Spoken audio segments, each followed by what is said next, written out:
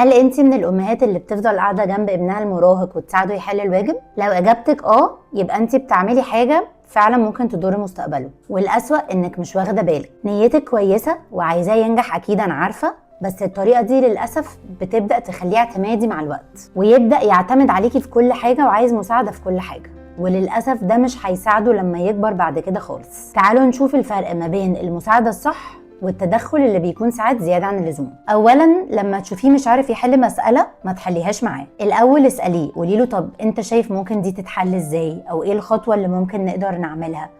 حاولي تساعديه بانك توجهيه بدل ما تساعديه انك تحليها بداله، عشان هو يبدا يفكر ويعرف يشغل مخه في الحلول. تاني حاجه، لما يسالك على معنى كلمه او تفسير قطعه معينه هاتيها واقعدي معاه وقروها مع بعض، وبعد كده في الاخر اساليه وقولي له طب ايه اللي انت فهمته من اللي قريناه مع بعض دلوقتي، او ايه اللي الكاتب عايز يقوله هنا. وتالت حاجه ودي اهم حاجه، ما تراجعيش شغله قبل ما يقدمه للمدرسه. لازم يتعلم انه يراجع بنفسه ويتحمل مسؤوليه اخطائه، دي مش قسوه، دي تعليم. رابع حاجه التوقيت، ما يبقاش على طول عندك استعداد تساعديه في اي وقت يطلب. خليه يحاول الاول، ولو فعلا وصل لحاله ان هو فعلا مش قادر يحلها او مش عارف يفهم حاجه، وقتها ممكن توجهيه مش تحليله. خامس حاجه الثقه بالنفس، كل مره بتقعدي تحليله الواجب او تساعديه فيه بزياده كده كأنك بتقولي له ان ثقته بنفسه قليله وانه ما ينفعش يعتمد على نفسه، وده مع الوقت بيأثر على ثقته في قدراته. سادس حاجه فكري في نفسك كأم،